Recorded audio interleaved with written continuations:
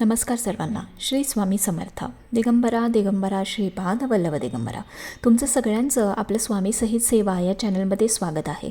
एक विनंती आहे की प्लीज आपल्या चॅनलला सबस्क्राईब करा, म्हणजे सगळे नवीन व्हिडिओज तुम्हाला पाहायला मिळतील. आणि प्लीज व्हिडिओज पूर्ण पहा, म्हणजे तुम्हाला सगळी माहिती मिळेल.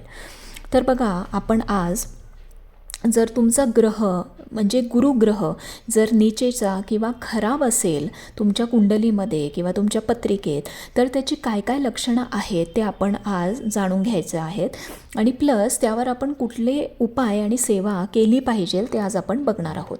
तर गुरुग्रह हा खूप श्रेष्ठ ग्रह मानला गेला आहे. गुरुग्रह हा खूप पॉवरफुल पण आहे.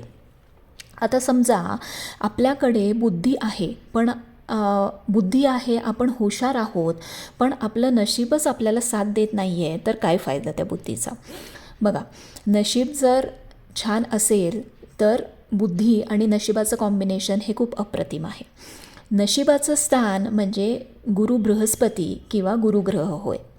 तुमच्या कुंडलीमध्ये किंवा पत्रिकेत जर गुरुग्रह नीचेचा किंवा खराब असेल तर नवरा बायकोमध्ये भांडणं होणे, मूल किंवा संतती खूप उशिराने होणे किंवा मिसकॅरेज होणे, अबॉर्शन होणे, डिवोर्स होणे, पैसे येतात पण पैसे टिकत नाहीत, पैसे येतात पण पटकन खर्च होऊन तुमच्या हातात काहीच उरत नाही, खूप मेहनत केली तरच फळ मिळतं, ते पण खूप लेट, किंवा मेहनतीशिवाय तुम्हाला काहीच मिळत नाही, शिक्षणामध्ये अडचणी येणे, शिक्षण पूर्ण न होता ते अर्धवट राहणे किंवा मध्ये खूप गॅप पडणे, हे सगळे गुरुग्रहाचे लक्षणं आहेत.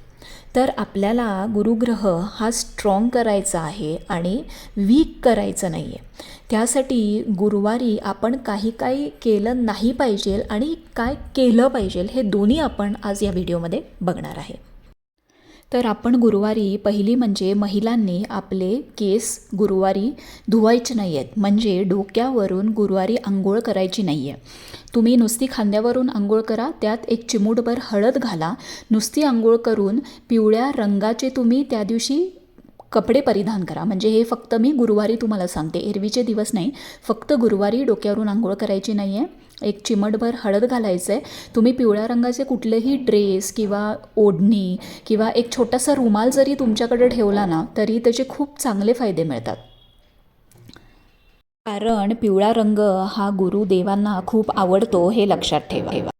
तर तुम्हाला गुरुवारी आपल्या घरातलं काहीही सामान बाहेर द्यायचं नाही आहे. म्हणजे काय, काही रद्दी असेल, अडगळीचं सामान असेल किंवा काहीतरी तुम्ही जमवून ठेवलं आहे, प्लास्टिक असेल, ते घरातनं तुम्ही बाहेर काढायचं नाही आहे. घरातली स्वच्छता म्हणजे मी काय म्हणते, जे आपल्याला असतं ना की नाही डीप क्लीन करायचं आहे, भयानक स्वच्छता करायची आहे, ती त्या दिवशी गुरुवारी तुम्ही प्लीज करू नका. तुम्हाला लादी पुसायची आहे, केर काढायचं आहे, तर तुम्ही करू शकता. जनरली करत नाहीत, पण आपण असं म्हणतो की आपलं घर आपण कसं घाण ठेवणार, तर तुम्ही फक्त जिथं तुमचं देवघर आहे, देवाची खोली आहे, तिकडं फक्त तुम्ही झाडलोट करून लादी पुसून घेऊ शकता. कारण हे जर सगळं केलं तर ह्याच्यामुळे सुद्धा आपला गुरुग्रह खराब होतो. तुम्हाला पुढचा एक उपाय करायचा आहे, म्हणजे तुम्हाला 5 गुरुवार सलग 5 गुरुवार हळद एका देवळात दान करायची आहे. जिथं बघा प्रसाद बनतो ना, म्हणजे जिथं अन्नदान होतं किंवा जेवायला प्रसाद म्हणून देतात किंवा प्रसाद शिजवला जातो, अशा देवळात तुम्ही जावा आणि तिथं तुम्ही हळद दान करायची आहे. तुम्ही 100 ग्रॅम केली तरी चालते, 200 ग्रॅम केली तरी चालते.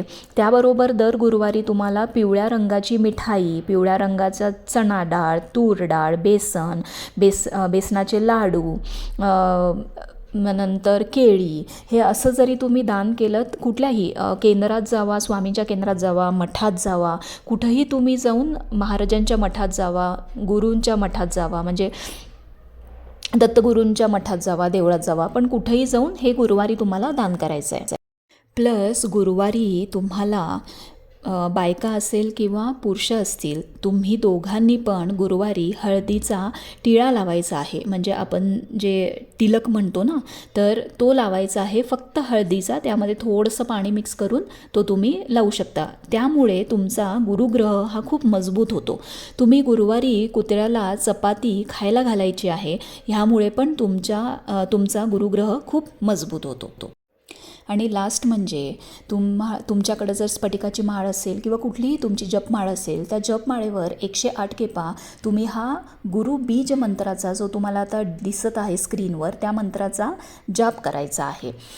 त्यानंतर विष्णू सहस्रनाम किंवा व्यंकटेश स्तोत्र किंवा श्री सूक्त, ह्याचं तुम्हाला कुठल्याही एकाचं पठण करायचं आहे. सगळ्याचं केलं तर अतिउत्तम. तारक मंत्र म्हणायचा आहे, आपली नित्यसेवा करायची आहे, एक माळ श्री स्वामी समर्थ ह्याचा जप करायचा आहे.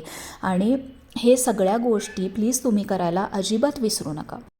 आणि हे बघा, जोपर्यंत आपण सेवा करणार नाही ना, तोपर्यंत आपल्याला त्याचं फळ कधीच मिळणार नाही. आणि मी जसं तुम्हाला सांगत असते, कलियुग आहे, त्यामुळे जेवढी सेवा कराल तितकी कमी आहे.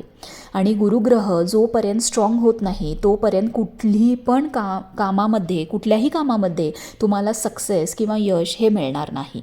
आणि अर्थातच महाराजांची सेवा करा आणि ते आपल्याला ह्यातनं नक्की तारून नेतील. तर हे सगळे जे गुरुग्रह स्ट्रॉंग करणारे उपाय आणि या सेवा ज्या आहेत, ते तुम्ही प्लीज नक्की करा आणि लवकरात लवकर तुमचा गुरुग्रह स्ट्रॉंग बनवा. म्हणजे तुमचे सगळे अडथळे दूर होऊन तुमची कामं लवकरात लवकर होतील. काही जरी प्रश्न असतील तर प्लीज कमेंट बॉक्समध्ये विचारा आणि सबस्क्राईब करा. श्री स्वामी समर्थ.